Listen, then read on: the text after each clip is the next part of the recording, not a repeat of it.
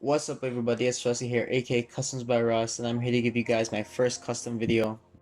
Today I'm going to be working on this Air Force One, and I'm going to be putting this Murakami Complex Con tote bag onto it, as well as using a aquamarine dye to dye the threading of the shoe.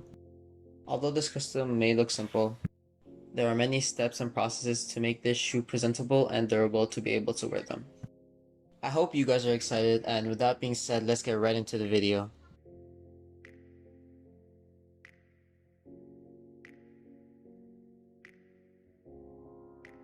So here's a quick look at the Murakami tote bag. As you can see, the print runs along the whole bag, but the bottom of the bag has no print at all. So to start this custom off, I'll be deconstructing the bag.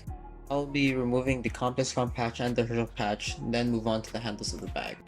This process will be completed by using my X-Acto knife. So let's get into it. When using my X-Acto knife, I'm making sure that I'm not cutting any part of the bag, and I'm only cutting the threading that is connected to the Herschel patch, the ComplexCon patch, and the threading of the two handles. When cutting, I'm making sure that I'm lifting up and cutting the thread, and when it comes to the handles, since I don't really need them, all I need to do is just cut on top of the threading and then pull under to cut the bottom of the threading to remove those two handles.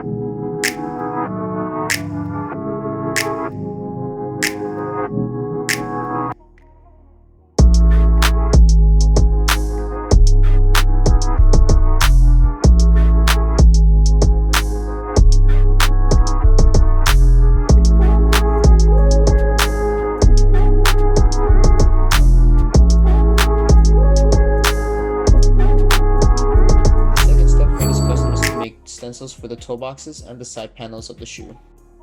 I am making a stencil so that I can get a perfect fitment for the Murakami print for the toe box and the side panels of the shoe. This step is probably one of the most hardest steps because it is the make or break point for this custom. It is the make or break point for this custom because the tape will decide whether or not there are spaces or no spaces in the toe box and the side panel area when you glue it onto the shoe. To get the correct fitment, I'll be using the back of my X-Acto knife, and I'll be pressing down on the tape so I get the correct and perfect fitment for the toe box and the side panel areas. This step took me about an hour and a half as I had to add more tape to the areas that didn't have any tape after I trimmed it. And with that being said, let's finish these panels.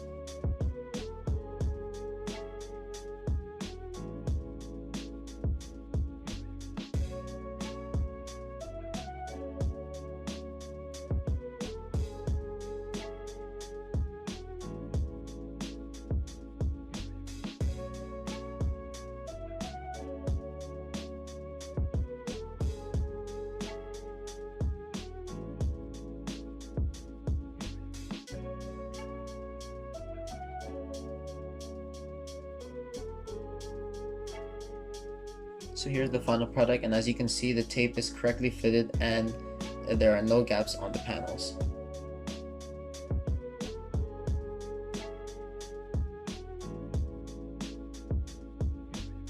The next step in this custom is to remove the factory finish on each panel by using acetone. Removing the factory finish will help me have a better bond when gluing the panels onto the shoe, making the shoe very durable to wear. When I'm acetoning the shoe, I'm making sure that I'm going over every surface that I need to. And I do this about 2 times, so I make sure that I remove the factory finish off the shoe.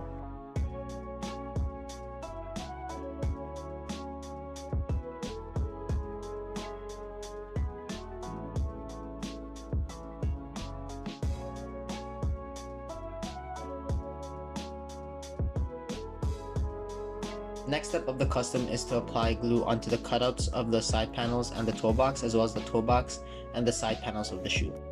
And off camera, I cut out the panels for the shoe.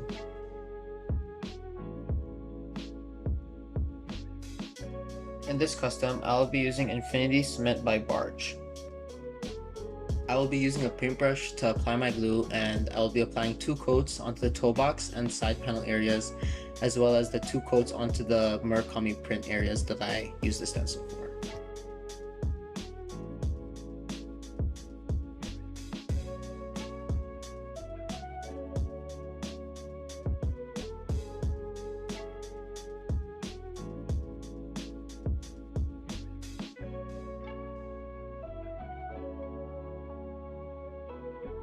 For there to be a really strong bond onto the shoe, I will let the glue cure for 5 minutes for each coat on both the panels of the shoe and the cutouts of the shoe.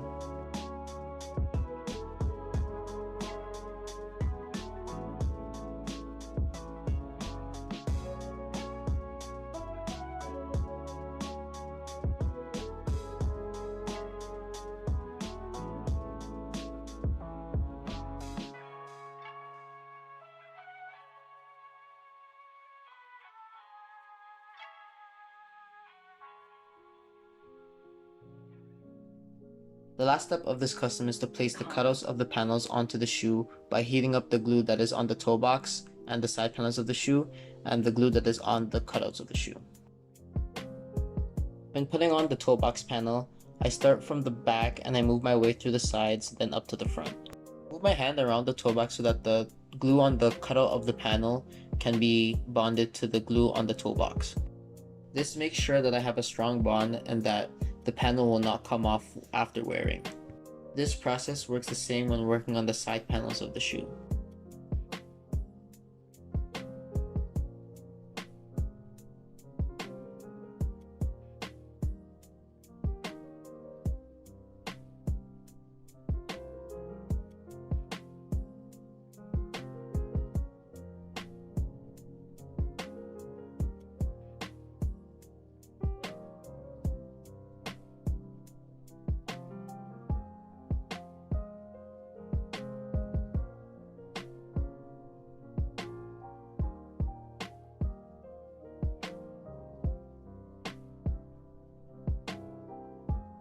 As you can see, I kind of made a mistake over there, but that's fine because it's not that noticeable.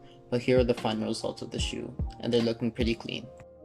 The final step of this custom would be to dye and make sure that the threadings have the aquamarine tint on them.